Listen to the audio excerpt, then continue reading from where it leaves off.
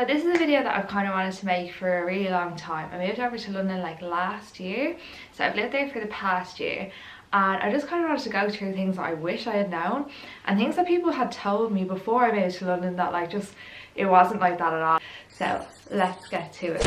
Okay, so the first thing that I wish I'd known before I moved over to London was like just how long it was going to take to get my NI, so my national insurance number, plus like how long it would take to open up a bank account. So I did know that I was going to have to get some type of a number to work over there, and basically I think the way it works is just so that they can like keep track of you and tax you, and so that you can also like, let's say for example, you can use the free health service over in the UK when you are actually living there, working there, paying tax, all of this. So just like to go and get that sorted. So like I said, the first thing I'd recommend is if you are moving over now, you go onto gov.uk and you'd go and you get the information about the national insurance number, and you literally ring up that number, and like what you do is you tell them your like official document name, then like where you're living, and like when you first moved to the UK. You then have to go and do like an appointment with them where you actually go to whatever offices they assign you to, and you go and you bring your passport, like proof of address, like maybe proof of like employment if you already kind of have that sorted, and then they kind of go and they take all that information, send it off, and then hopefully they have you registered with an NI number in a few weeks. But the only thing is, because obviously London is so big, there's so many people there, all of this, it takes a while. And I don't think I was ready for that. Like I kind of thought like, I'll move over, get that sorted, get that sorted. So it's kind of like a spiral effect. Unless you have your NI number, you can't get your bank account. You have to have your address first sorted, like wherever you're going to rent first, and then you have to go and sort those things out. So that was number one. I wish I'd known how long that was all going to take to get sorted out, so that I could have kind of maybe been a bit more proactive with getting my. So the second thing that I wish that I'd known like moving over to London was also just about travel. I wasted so much money the first 2 months that I lived in London because I did not have a clue. I would just pay as I go to get on the tube. Like I thought that like it maxed out at the same amount or whatever, like weekly or monthly. So like just like for example, as of 2019 it all went up. So I was living in zone 4, so it was £194 for the monthly travel card, but a daily cap would have been like £10 something. And so therefore like I ended up saving about £3 a day, and I would use it a few times now. I would like do a few return journeys a day because I just like wanted to go out, be social. I wanted to go to dance class, but I was also teaching here, there and everywhere, so I'd be like up and down on the tube. If I wanted to go take a class, I was kind of like, my travel's paid for, just go do the class, that's gonna cost you this. And it would just help me like in my mind like calculate everything and be like, yeah, I can afford that, and like that's done. And I could also put that money aside each month, like a paycheck was coming in going, okay, so that's my 200 for travel. Like it depends what zone you're going from. If you're going from zone 1 to zone 2, obviously it's going to be less. The further out you go, it's going to be more, but it's still going to be more efficient to get the monthly than it would be to like just pay as you go, as I learned. So the third thing that I wish I had known, or to be honest like I wish I hadn't listened to, is probably a better way to put it, is like a lot of people before I moved over to London would kind of like tell me horror stories of like their experience living in London, and how like dreary it was, and how poor they were, and how horrible it was, and how like unfriendly everyone was. And like I understand everyone has their own experiences, but that is just not like this city. Like London is a really cool, quirky place. It has loads of cool people in it. Like it's so multicultural, there's so many different nationalities, and it's brilliant. Like there's so much opportunity there, like for whatever you do. Like yeah, it is kind of like you might move over on your own to do something, and like you're like, I don't have anyone, but everyone is kind of in the same boats, and then everyone's like willing to kind of like get to know you and actually like meet up with you and all.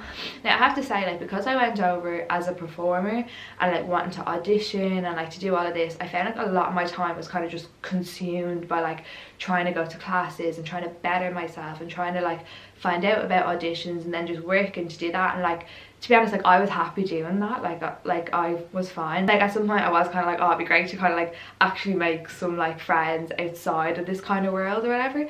But like it was just the way the cookie crumbled. Like I literally just like I don't know, I'm crazy. Like I just kind of like drilled myself, like went to so many classes. So like, to be honest, like it wasn't a massive culture shock for me, because I feel like when I went to college, I went to like a really multicultural college in Barcelona, where there was literally people from like all over the world, like in this one college.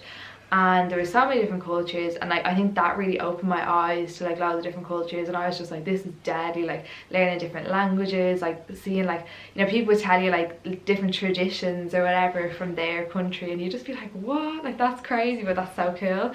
And it just like really opened your mind in like the best way possible to like how different everyone is, and like how that's such a good thing. So like it wasn't really a massive shock for me, but I know for some people it can be. But like honestly, it is the best thing. So even though like some people are like, oh, people just come and go, and it's like, oh, it's actually more kind of like you meet like really good lifelong friends, and then you have, you know, hotels all around the world that you can go and visit. So like I just think that's brilliant. And like then again, also like I am from Dublin, which is like also a big capital city, well, a small big capital city, if that makes sense.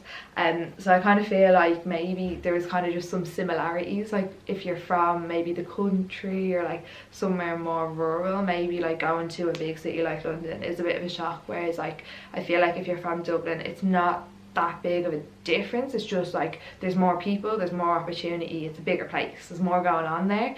But I don't feel like it's a massive like difference really. Actually training as a performer in London, that like it was so good to go to workshops and to go to like lessons and stuff, because like you just got to meet people who were on like the same brainwave as you, and like were doing the same thing that you wanted to do. And it was like, you know, sometimes you wouldn't really feel like maybe going to an audition, but like you'd have someone then to text and be like, here, let's go to that audition together.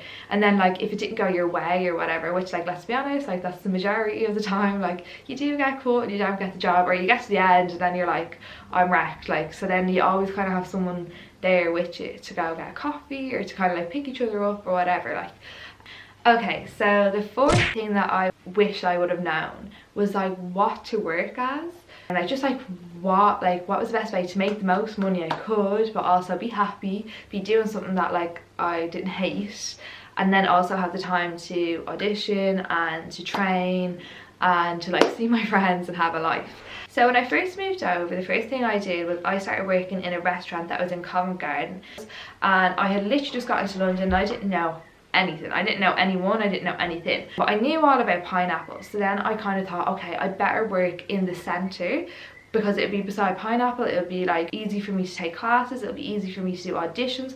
So I guess I could say that I worked in a restaurant that was like really flexible. They really understood that I was there to kind of achieve something, or like to try and go to auditions, and I needed that free time. So they were very understanding. And this is also when I didn't have a bank account, and when I also didn't have an NI number yet, but I had a letter saying that I was waiting for my appointment to get an NI number. So they were also really understanding with that, which was brilliant. So then I worked there for a while, and then I just found it a bit difficult because I was always on my feet. I was really tired. Sometimes it'd be late nights because it was also a bar, and then I'd be up at like 6 o'clock in the morning to do auditions, or like I'd be going to dance classes, and I just found it like really difficult. So then as well as that, then I ended up taking on a front of house jobs. So what I actually did was, with my friend Natalia, when we first moved over, we printed out loads of like CVs and we went around all the theatres and handed them in, just in case they needed someone like really fast, that like they get in touch with us and let us know. And then we also went online, and so I was working in the theatre and in the restaurant and trying to dance and trying to audition, and it was just too much. And I was like, I can't do it. But I was really nervous about money, and I didn't know if front of house would be enough to keep me going. So then I did that for like, I don't know, maybe 2 months, and I just thought, I can't do it. Like it was too much. Like my feet were actually sore just walking around, and I was like, no. So what I did then was I dropped the restaurant gig, and then I just went and worked front of house, which worked grand, like, do you know what I mean? Like it really did. And like I did have enough money to survive as long as I was careful, and like it gave me more time to actually go to auditions. The only thing is, when you work front of house, it is really good because you have all day to like audition, and then you just have to do your work at night, and you'll usually be finished an audition by like about 6 o'clock in the day usually. So that was grand, but the only thing was when your double show days, like you just really couldn't get that time off. And then like a lot of time went by and I did a lot of auditions working these types of jobs, which really worked out for me. So I'd heard from a lot of people that were working in gyms and stuff that the best thing to do was to work as little as possible for the most amount of money. And I was kind of going, okay, well, I don't want to do a PT course yet, right now, like not in my life right now, and like spend loads of money doing a PT course, trying to build that up, and then that'll just distract me from what I'm doing over here. And I just felt like I just didn't have that time or that money to invest in something like that. So for me, that just didn't work. So then I was looking at it and I was like thinking, well, what if I just taught like kids or like did some dance teaching? So then that's kind of what I ended up doing after that. Then like you'd get like maybe like £30 for an hour to £25. Sometimes you get much more, like if you were working in a private primary school, you'd kind of get per head. You'd have like 10 students and they all paid £10 each per class. It would just be kind of set out by the school depending on the school. So that'd be like £100 per hour, and you're just kind of like, yeah, happy days, like I'll do that. So I got a few jobs like this, and then I was also able to like train a lot like during the evening and like challenge myself with like just like really like different dance styles, and like just like push myself so much. So then I did that for the last 3 to 4 months before I actually came home. Now I just felt like secure because I was working very little but getting the same amount of money, and I was able to like just go out and enjoy what I do. So I don't know, like I guess like when you first move over, I think like the best thing to do is to just try different things and just like not to be so hard on yourself because you're only settling in. I knew in my head, and like what like you should know moving over is that it's only short term, it's not forever, what you're going to do to get to where you actually want to be. So it's not going to be forever. And I think like if you're doing these kind of jobs, it makes you kind of more like determined to actually get the jobs you want as well, and not to get really comfortable being like I have a nice wage coming in. And yeah, just to try it, and like you never know what could come. And like I think like the hardest thing is to keep going when like things just aren't going your way, but like it will come, and it's all just about the right job for you coming along. Like when they want your look, or when they want someone that looks like you, talks like you, is like you, and it will come.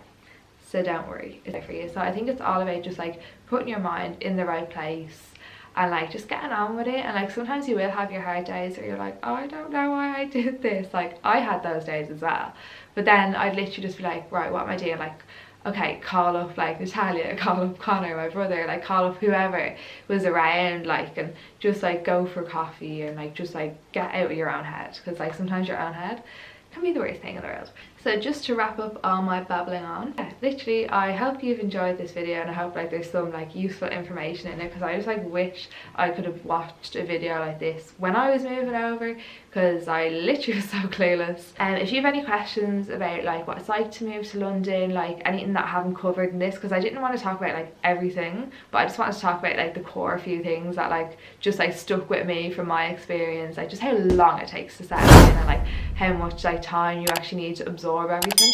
But yeah, if there's any questions that you have on London, or like as a performer or anything, like please put a comment below. Like I'd love to hear your questions, and if not, like message me on social media. I'll definitely try and respond. So yeah, talk to you again soon. Bye.